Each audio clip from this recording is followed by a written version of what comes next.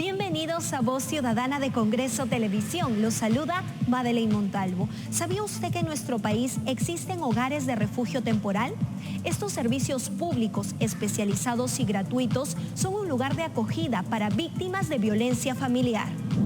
De acuerdo a información del Ministerio de la Mujer y Poblaciones Vulnerables, en nuestro país solo existen 46 hogares de refugio temporal, de los cuales 12 de ellos no se encuentran en funcionamiento a la actualidad.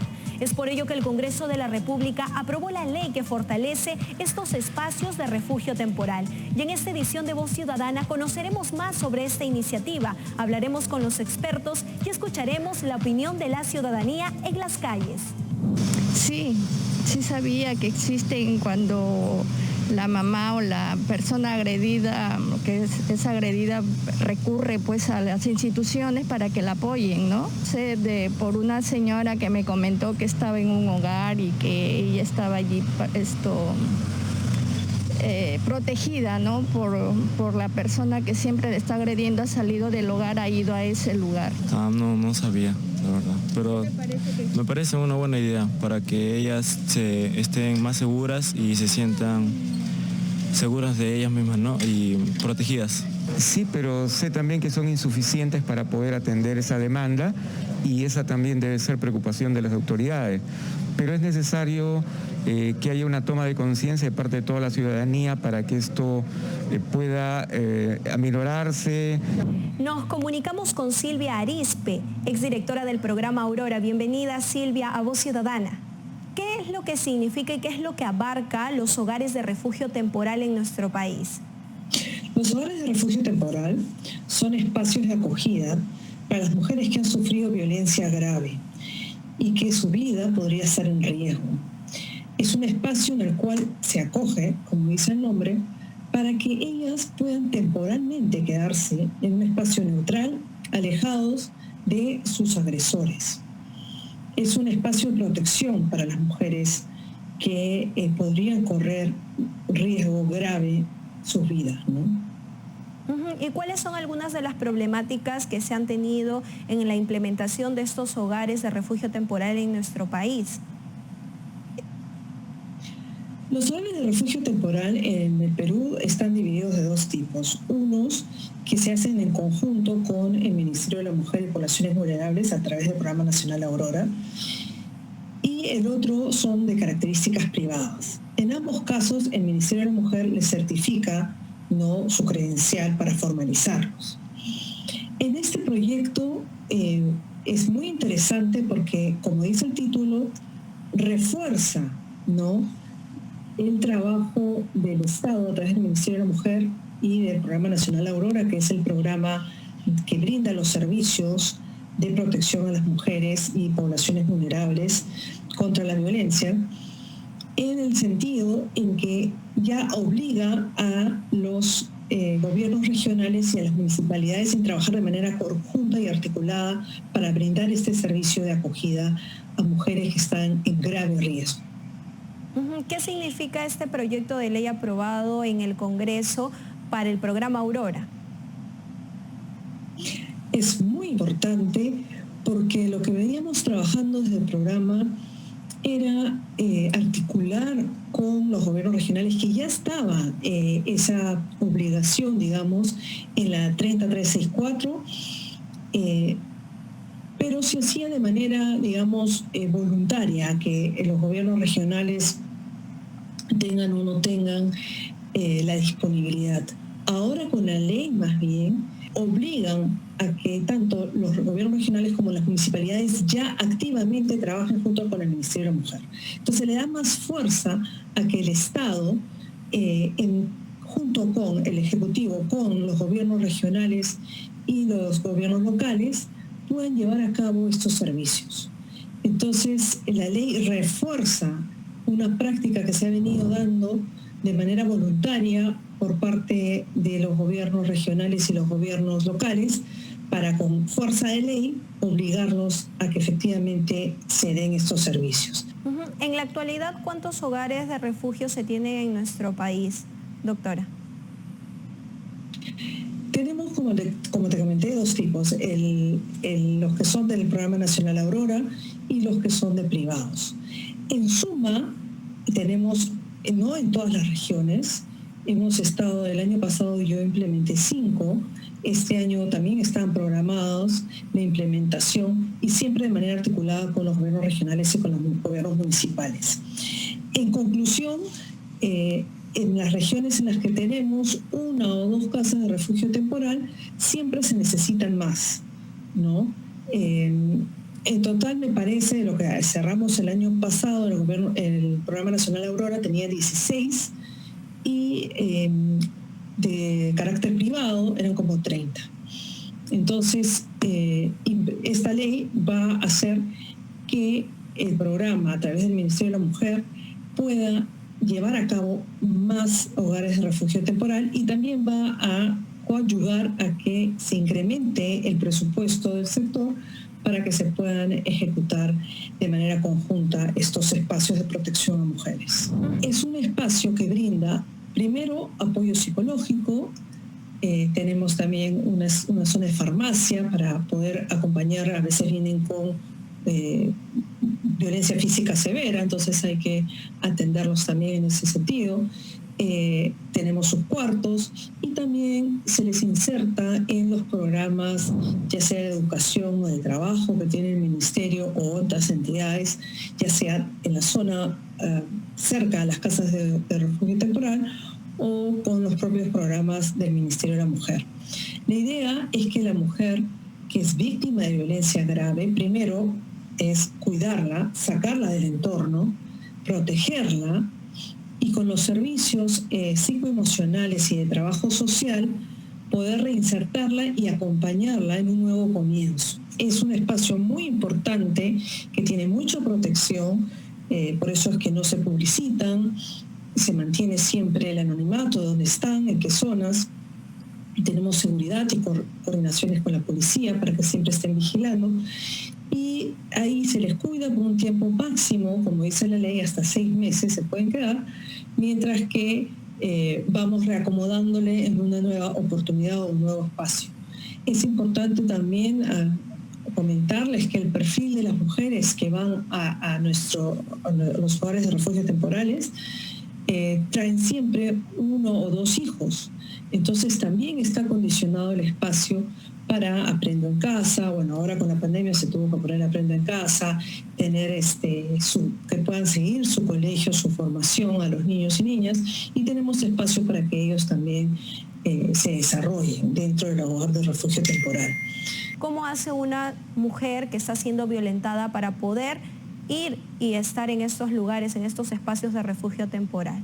El camino para llegar a un hogar de refugio temporal es a través del proceso que se inicia en el Centro de Emergencia Mujer o de frente en la Fiscalía o por orden del juez.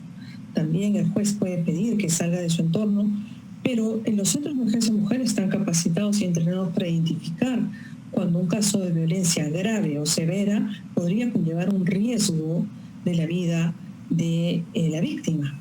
Entonces ellos inmediatamente, como es parte del mismo programa, porque los centros de emergencia mujer son parte del Programa Nacional Aurora, ellos derivan a las víctimas para que ingresen a estos hogares. No son hogares abiertos, no son espacios abiertos donde puede ir una persona que no tenga donde estar.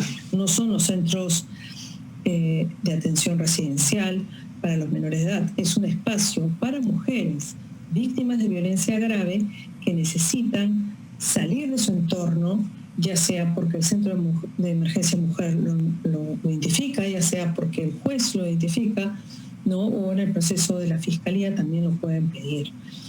¿Por qué? Porque es una medida para protegerlas, para evitar así también los feminicidios, ¿no? Que ya es la máxima expresión de la violencia contra la mujer. Como solo mencionaba, son 6 meses que máximo la ley permite. Después de esos 6 meses, ¿qué es lo que sigue para esas mujeres? Entonces se abren 2 caminos. Uno es el proceso penal para sancionar al agresor y otro es el camino de la resocialización o el trabajo creo que la resocialización no es la palabra, el trabajo de empoderamiento de las mujeres para que ellas puedan, junto con sus hijos, salir adelante y deshacerse de este círculo de violencia. Bien, doctora Silvia, muchas gracias por acompañarnos en esta edición de Voz Ciudadana. Gracias. Gracias a ti, Madeleine. Saludos. Bien, amigos, ahora vamos a continuar escuchando la opinión de la ciudadanía en las calles respecto a los hogares de refugio temporal. Veamos.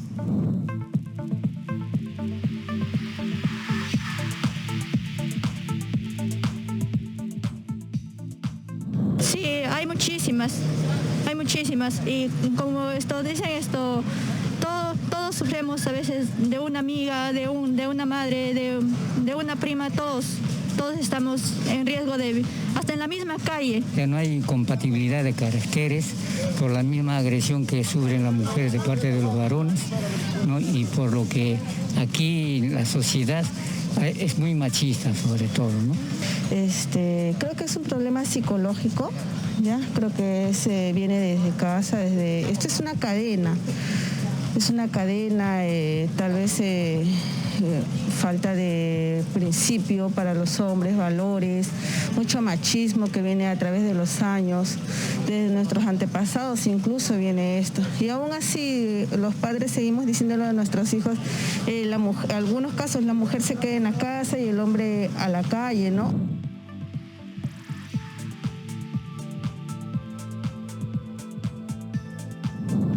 Para conocer más sobre la situación actual de algunos hogares de refugio temporal y la entidad responsable de su implementación, conversamos con Benji Espinosa, docente de la Facultad de Derecho de la Universidad San Martín. Estos hogares de refugio temporal están a cargo, bajo la dirección y supervisión del Ministerio de la Mujer, de la rama ejecutiva, quien cuenta con el apoyo específicamente de los CEM, Centro de Emergencia Mujer.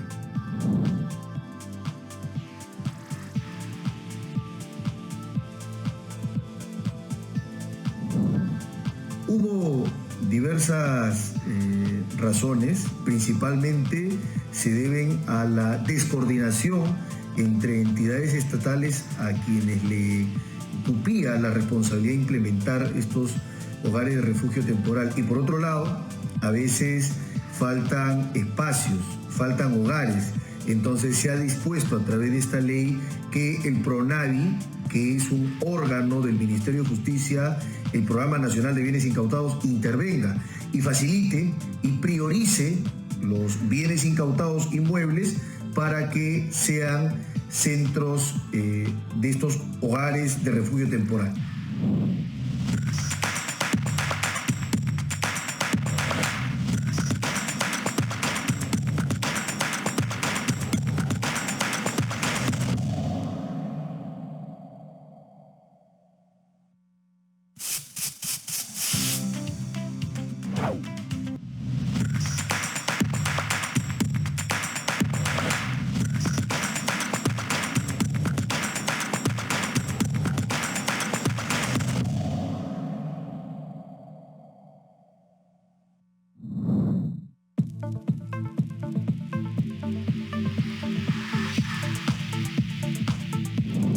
Podemos saber que sí hay refugios, pero no sabemos a dónde quedan, qué se hace para ingresar.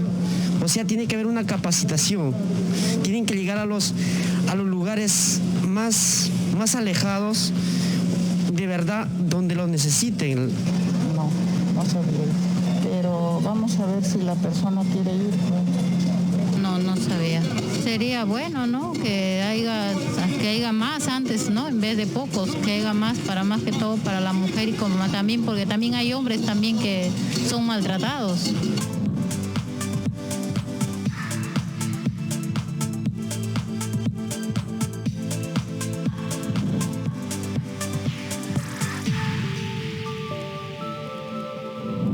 Yo creo que deberían haber más centros de ayuda hacia la mujer, o sea, lugares donde las mujeres puedan acudir, no cuando ya llegan golpeadas. La mujer de un primer momento que es tocada por un hombre debería denunciar, ¿no? Pero como vemos, las autoridades no hacen nada. Si una mujer va a denunciar, la policía lo que hace es simplemente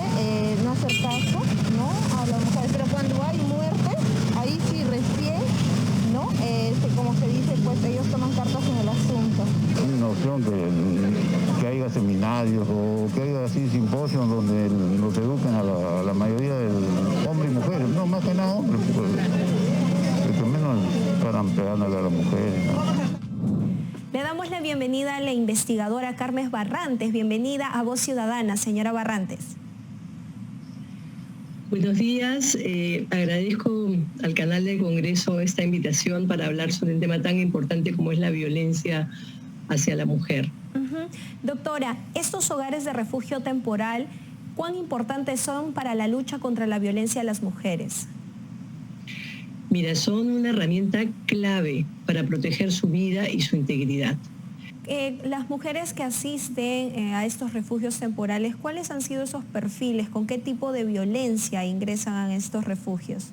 La norma considera que puede ser mujeres con hijos o sin hijos, que haya tenido riesgo de vida, de perder la vida, pero también de su integridad física o mental, ¿no? Y puede tener hijos o no tener hijos, y habla de una violencia que no se menciona, no se ha mencionado antes porque nosotros conocemos la violencia física, ¿no? La psicológica, habla de la violencia patrimonial y la violencia social. Entonces creo que es muy importante que hayan ampliado los temas de violencia por los cuales una mujer puede entrar allí, o sea, no tiene que ser necesariamente la golpeada. ¿Cuáles serían, doctora, los desafíos que se tienen para la implementación de esta reciente ley aprobada? Creo que el desafío está, por un lado, en el presupuesto.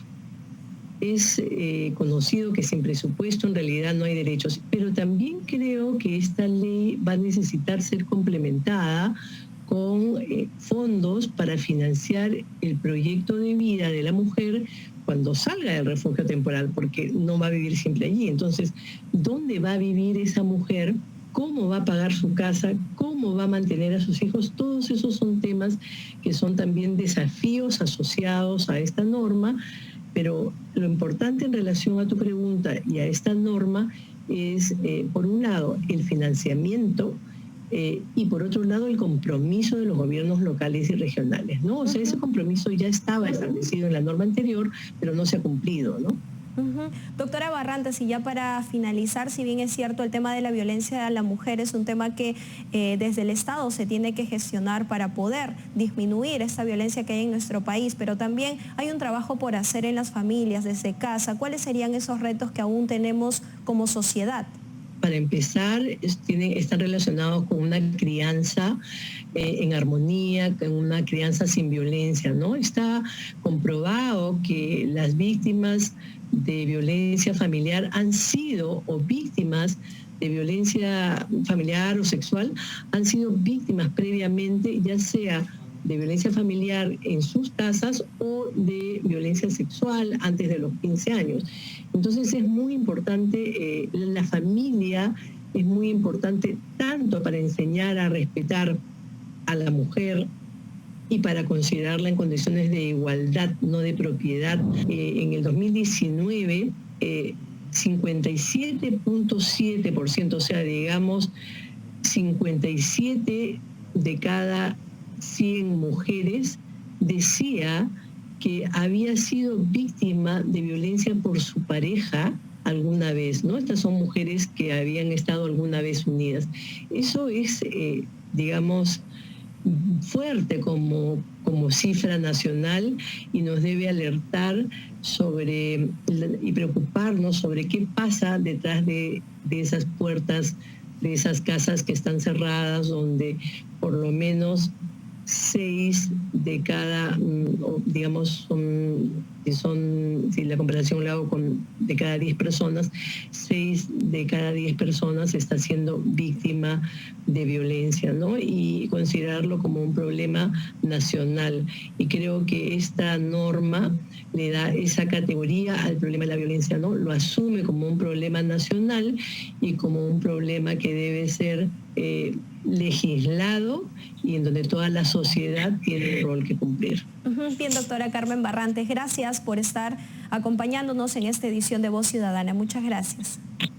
Gracias a Voz Ciudadana y gracias al Congreso por la invitación. Bien, amigos, ahora vamos a continuar escuchando la opinión de la ciudadanía en las calles respecto a esta implementación de los hogares de refugio temporal. Veamos.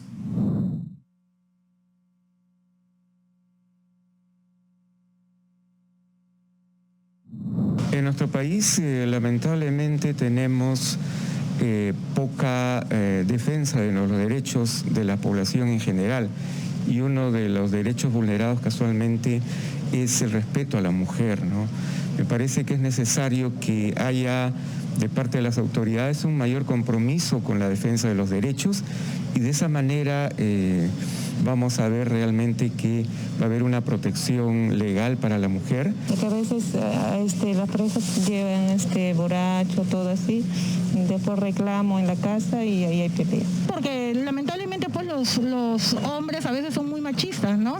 Porque los hombres son muy machistas y porque a veces las mismas madres hacemos que nuestros propios hijos sean machistas. Sin duda, los hogares de refugio temporal son de mucha importancia en nuestro país, ya que garantizan la protección y recuperación integral de las mujeres víctimas de violencia familiar. De esta manera hemos llegado al final de esta edición de Voz Ciudadana. Recuerden que pueden ver este programa por el 550 de Movistar, 56 de Claro y 11 de Vez Cable. Conmigo será hasta la próxima.